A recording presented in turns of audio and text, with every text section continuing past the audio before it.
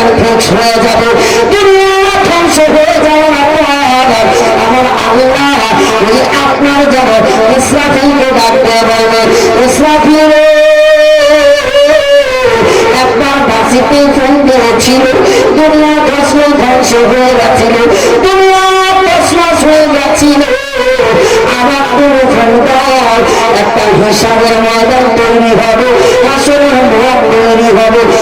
ইসরাফিল আর তৈরি করেও না, সঙ্গে সঙ্গে ইসরাফিল আলাইহিস সালাম আপনার বাসাতে ফোন দেবেন, আবার যেন আপনার সমস্ত কবরবাসীরা আপনার কবর থেকে উঠে দাঁড়িয়ে যাবে। কিন্তু বাবারা শুনে যা, আপনার আপনাদেরকে বলে যায়, পৃথিবীর বুকে আমার বিশ্বনবী বলে দিয়েছে, পৃথিবীর বুকে আমরা আপনারা বসবাস করি, আজকে পৃথিবীর বুকে আমরা কদমে কদমে ভুল করি, বিচারকরা বিচার করতে গিয়ে ভুল করে, একজন মানুষ আমার বুকে ঢুকে সেখানে ভুল করে, মাস্টার হয়ে সেখানে ভুল করে, নামাজি নামাজ করতে গিয়ে ভুল করে। আমার বিশ্বনবী বলে দিয়েছেন, ময়দানে যখন দুনিয়া ধ্বংস হয়ে যাবে, আসমানের সূর্যটা আপনার মাথার উপরে থাকবে, জমিনটা ঠান্ডা হয়ে যাবে এবং পৃথিবীর মানুষ এতটাই দুর্বল হয়ে যাবে, তারা নিজের পাশে নাই আগুন খাবে, নিজের শরীরের পাশে নাই আগুন খাবে। কিন্তু পৃথিবীর মুখে কিছু প্রান্তিক লোক আছে যারা এই বিপদের মতো আসলে ময়দানে আপনার ওই সূর্যের তাপের পাশে নাই আগুন খাবে না, তারা আমার আল্লাহর আরশের ছায়ার তলে থাকবে। জোরে বলে নবীকে জিজ্ঞেস করা যায়, ইয়া রাসূলুল্লাহ, নবী গো তারা তারা আল্লাহ আরশের ছায়ার তলে থাকবে, বলে পৃথিবীর মুখে যারা পাঁচ ওয়াক্তের নামাজি, নামাজিরা মনে করবে অপার পেলাম না, নবী বলেন যারা পাঁচ ওয়াক্তের নামাজি, মসজিদে টাইম হবে, আযান হবে একটার সময়, যদি কোনো নামাজি ঘুরে ফিরে তাকিয়ে সর্বপ্রথম মসজিদে যেতে পারে এবং সর্বশেষে মসজিদ থেকে বেরিয়ে আসতে পারে, এইভাবে করে জীবনটা কাটার নামাজ পড়ে, এই প্রথম যাবে বাবা আপনার নামাজি শেষে আসে আল্লাহওয়ালা নামাজি, ওই ব্যক্তি হাসনাতে নিজ পাশে নাই হাবুব খাবে না, খাবে না, আল্লাহ তাকে নিজের আরশের ছায়া তলে জায়গা দিবে। বলে আমি তো আযান হইয়ে রোকে বই না, এখন আযান হলো, থামো তুমি যাবো। আবার যখন সালাত হয়ে গেল তখন বলছে এখনো 5 মিনিট বাকি আছে, এই করতে করতে বসে থাকা মানুষ জামাত ছেড়ে দেয় এখন। তো নবী পাক বলেন প্রথম যারা মসজিদে আসবে সর্বশেষে যাবে ওই ব্যক্তি আল্লাহর পবিত্র হাসরের ময়দানে আল্লাহর আরশের ছায়ার তলে জায়গা পাবে, আর কোনো কষ্ট হবে না।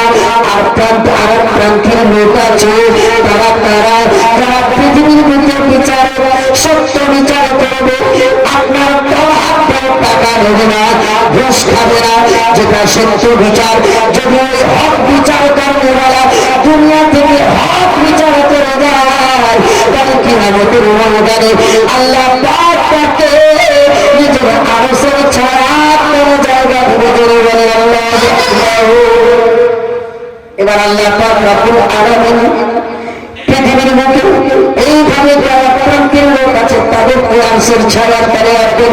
কিন্তু মনে রাখবেন বিচারকেরা, আজকে গ্রামে আমার যে পয়সাওয়ালা যার মাথায় তেল আছে বাবা, ওর বিচারটা অল্প হালকা হয়, আর যে গরিব শ্রেণীর লোক তার বিচারটা করা হয়। আমি নিজ চোখে একটা বিচার দেখেছি বাবা, রাত্রিবেলা গরিব সবার কাছ থেকে দারু পান করার বিচার নিল মাত্র 5,000 টাকা করে। ইতিমধ্যে যারা গরিবের ছেলে তাদের জরিমানা সরকারি ফান্ডে জমা থাকলে যারা পয়সাওয়ালা বড়ওয়ালা তারা রাত্রে অন্ধকারে এসে ওই বিচারকের বাড়ি থেকে আপনার ওই জরিমানার টাকা ঘুরিয়ে নিয়ে চলে গেল। নিজের চোখ দেখা যায়। বলেন তো ওই ধরনের বিচারকের আল্লাহ ইবাদত কবুল করবে? ই আমার গ্রামে গ্রামে বলে বেড়ায় আমি না হলে কেবিএস গ্রামের বিচারই হবে, বহুত বলনেওয়ালা। তো বিরাদার, বিচার তো আজকাল হচ্ছে জায়গা হিসাবে। কেমন জায়গার লোক আছে, কেমন পয়সাওয়ালা আছে, গরিব হলে ওর উপর চাপটা বেশি হয়। আল্লাহর হাসরটাকে স্মরণ করেন বাবা। যদি আপনি এই বিচারটা করা করায় ঘুষ খেয়ে থাকেন, মানুষের কথায় করে বিচারে করে থাকেন, আল্লাহর হাসরের ময়দানে আপনাকে নফসি নফসি করতে হবে। আপনাকে নবী ডাকবে না, নবীর আওলাদেরা ডাকবে না। কিন্তু বাবা বলতে চাই, হাসর যখন ফিক্স হয়ে যাবে, হযরত আদম আলাইহিস সালাম আমাদের মানব জাতির পিতা, আল্লাহ পাক রব্বুল আলামিন সেই দিন দিনাকে সবুজ কালারের একটা পোশাক দান করবেন। কোন কালারের? সবুজ কালারের পোশাক দান করবেন। শরীরের পাঞ্জাবি পায়জামা আপনার সবুজ থাকবে, মাথার টুপি সবুজ থাকবে। নবী আদম আলাইহিস সালাম আল্লাহর আরশের পায়া ধরে দাঁড়িয়ে থাকবেন, পায়াতে হিলাল লাগিয়ে দাঁড়িয়ে থাকবেন। আর তিনি ডানে দেখবেন, বামে দেখবেন, সামনে দেখবেন, পিছনে দেখবেন। আমার কোন সন্তান জান্নাতে যায়, কোন সন্তান জাহান্নামে যায়। এই অবস্থায় নবী আদম আলাইহিস সালামের নজরটা পড়ে যাবে সঙ্গে সঙ্গে একজনের উপরে। এবার বাবা আপনাকে একটা কথা বলি, আপনি যদি বাবা হয়, আপনার ছেলে যদি 10টা লোকের মধ্যে বসে থাকে বাবা, আপনি আপনার ছেলেকে ভালো করে চিনতে পারবেন। আমার নবী আদম আলাইহিস সালাম আমাদের পিতা, বলেন তো দুনিয়া সৃষ্টি হওয়া থেকে শেষ পর্যন্ত যত মানব জাতি এসেছে সবগুলো হলো আদমের সন্তান। সেই দিন দেখেন কিনি কে যাবে জাহান্নামে, কে যাবে জান্নাতে, সঙ্গে সঙ্গে দেখতে পাবেন এই ব্যক্তিটি আমার সন্তান, আমার বেটা। কিন্তু কার উম্মত তিনি দেখবেন লক্ষ্য করে, এটা আমার আল্লাহ, এটা আমার সন্তান। কিন্তু এই ব্যক্তি হলো আমার বেটা মুস্তাফার উম্মত। একে কেন জাহান্নামে নিয়ে যাওয়া হচ্ছে? সঙ্গে সঙ্গে নবী আদম আলাইহিস সালামের অন্তরে বড় দুঃখ হবে, কষ্ট হবে। ডাকবে বলবে, কোথায় আছো গো আলামিন, কোথায় আছেন গো আব্দুল্লাহ বেটা আমিনার পরিচয় করে আপনি তাড়াতাড়ি আসেন। কোথায় আছেন? হাসরের কোন ময়দানে কোথায় আছেন? হাসরের কোন জায়গায় আছেন? আল্লাহর নবী মুস্তাফা, আমার আপনার নবী রাহমাতাল লিল আলামিন নবী আদম আলাইহিস সালামের আওয়াজ পেয়ে বাবা ছুটে আসবেন। বলবেন, কি বলছেন গো আমাদের আদম পিতা, আপনি কি বলছেন, কেন ডাক দিয়েছেন? বলে, দেখেন গো মুস্তাফা, আমার আল্লাহ আপনার সঙ্গে ওয়াদা করেছেন, আপনার আল্লাহকে, আপনার আমার আল্লাহকে, আপনার উম্মতকে আমার আল্লাহ ফেরেশতারা দ্বারা জাহান্নামে নিয়ে যাচ্ছে। আপনি বলে কেন জাহান্নামে যাচ্ছে? আল্লাহর কাছে দরখাস্ত করে তাদের বলে। এদের একটা পয়েন্ট আছে, বাবা হলেন হযরতে আদম, উম্মত হলাম কার? নবী মুস্তাফা। তো নবী আদম আলাইহিস সালাম জানেন আমার বেটা হলো আল্লাহর কাছ থেকে এই আমার বেটার জামিন নিতে পারবো না। যদি জামিন হয় একমাত্র মুস্তাফার ইশারায় হবে। এটা কিন্তু তিনি জানেন যে এখানে আমার পাওয়ার চলবে না, চলবে তো কার? মুস্তাফার চলবে, নবীর চলবে, আখিরি জামানার নবীর চলবে।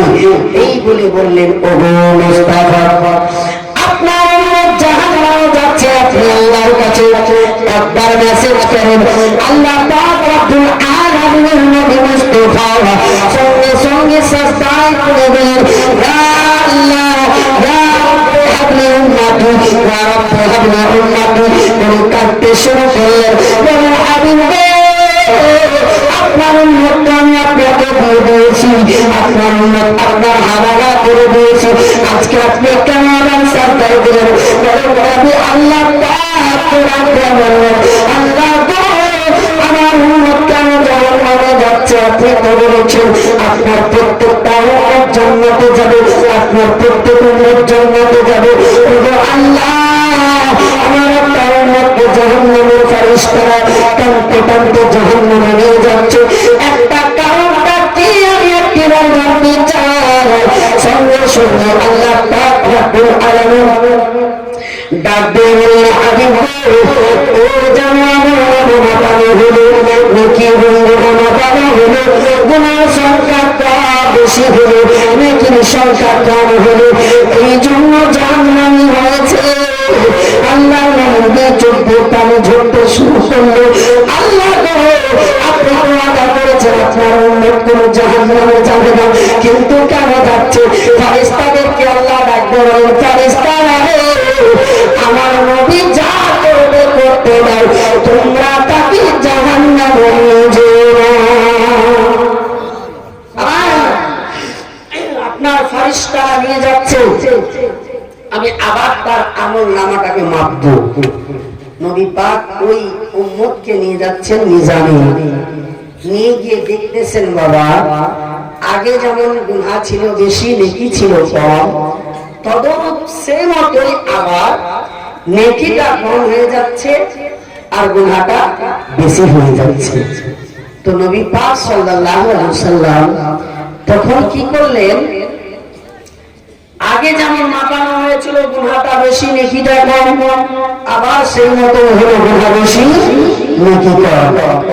আল্লাহ পাক রব্বুল আলামিন নবী মুস্তাফা সেই সময় নিজের পবিত্র জুব্বা মোবারকের পকেটে হাত ধরে একটা কাগজে যেন কি লেখা রয়েছে, ওই কাগজখানা নেকির পাল্লাতে যেমন রেখে দেওয়া হয়েছে, সঙ্গে সঙ্গে ওই নেকিটার পাল্লা কাগজ রাখার সাথে সাথে ভারী হয়ে গেল। এই কাগজটার ওজন কত? 1 গ্রাম হবে। নেকির পাল্লা হালকা হয়েছিল, ভারী হয়ে নেকির পাল্লা ভারী ছিল না, হালকা ছিল।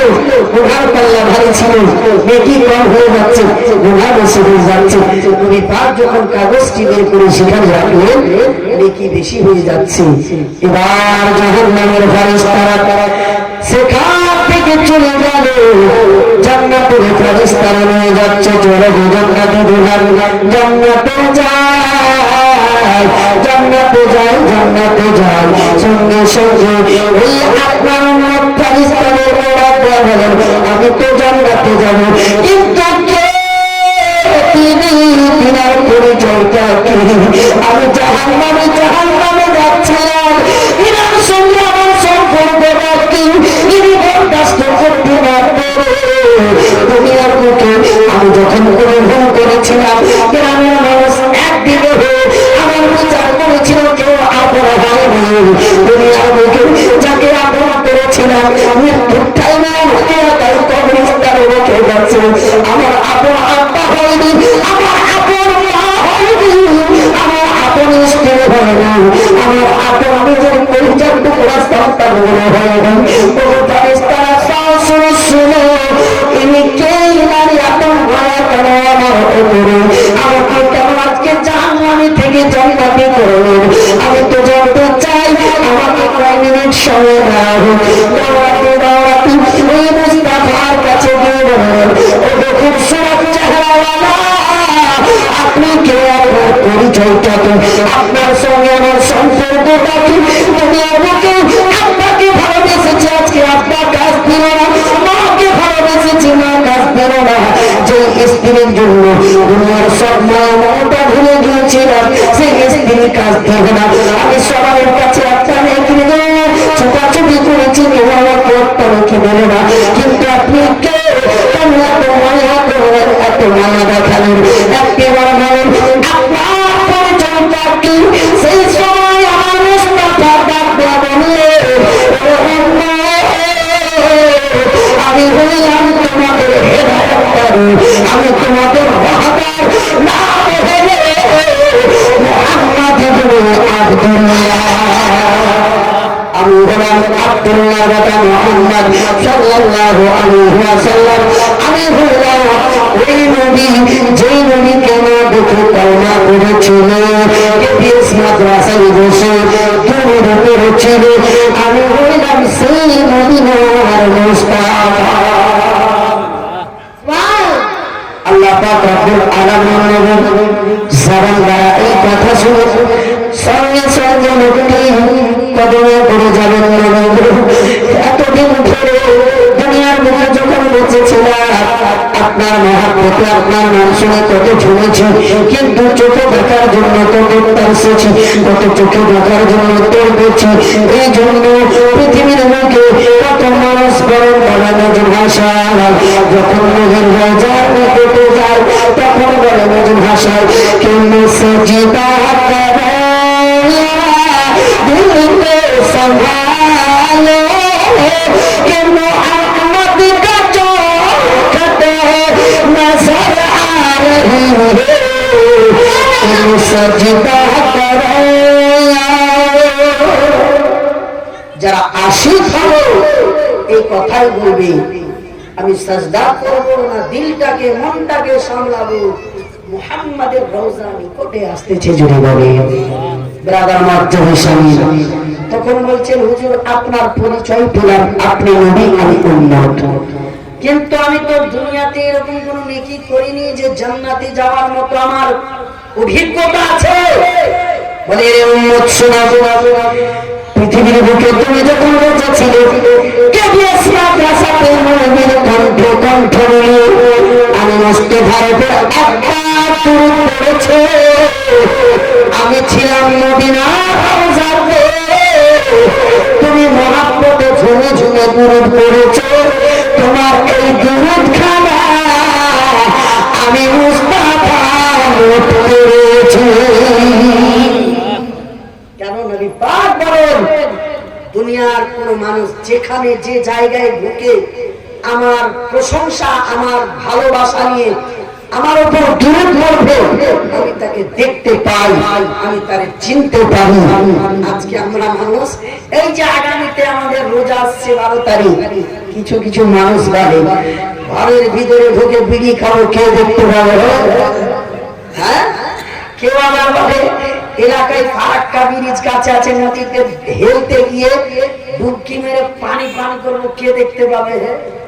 নবী পাক বলেন পৃথিবীর উম্মতেরা তোমরা দুনিয়ায় বসবাস করো, আমি পৃথিবীর প্রত্যেকটা জিনিস পৃথিবীটাকে হাতের তালুয়ার মতো দেখতে পাই। যেমন হাতের তালুয়া দেখতে পায় একজন নিজের হাতের তালুয়া, সেই মতো আমি পৃথিবীটাকে হাতের তালুয়ার মতো দেখতে পাই। আজকে যারা রাত 12টায় জালসা শুনতে এসে কেউ আবার জুতা চুরি করতে আসে, কেউ আবার দোকানের কিছু সামান চুরি করতে আসে, সেগুলো নবী মুস্তাফার নজরে আছে কিনা? বিরাদার মাঝে শামিল। আজকে ভাই ভাই মারামারি, স্বামী স্ত্রীতে ঝগড়া, বাপ বেটাতে ঝগড়া, এগুলো নবী দেখছেন কি দেখেন না? নবী দেখেন, আল্লাহ দেখেন, নবী দেখেন।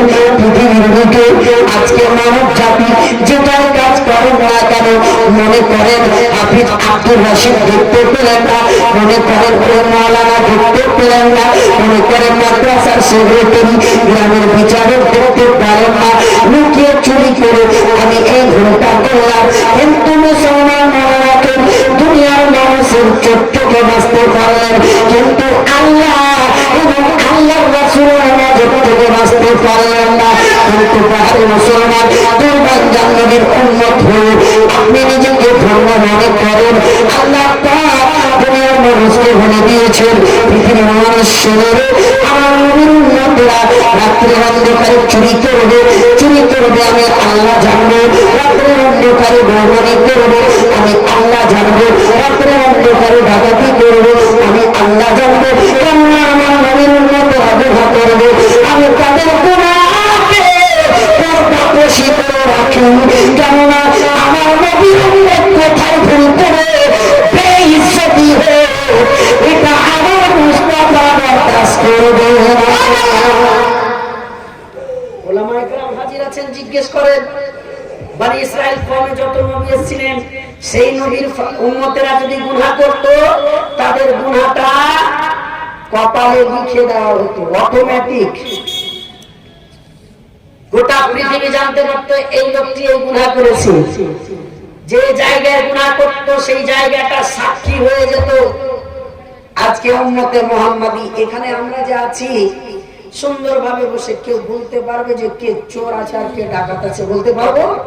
বলতে পারবো না। কিন্তু আল্লাহ পর্দা করে দিয়েছেন উম্মতে মুহাম্মাদির গুনাহের উপরে যে তোমরা গুনাহ করো, কিন্তু আমি আল্লাহ তোমাদের গুনাহটাকে লুকিয়ে রেখেছি। এই জন্য লুকিয়ে রেখেছি যে আমি আল্লাহ তোমাকে সম্মান দিয়েছি। এই সম্মানের সবটাই যদি তুমি দিনের দিকে ফিরে আসতে পারো তাহলে তুমি জান্নাতি হয়ে যাবে।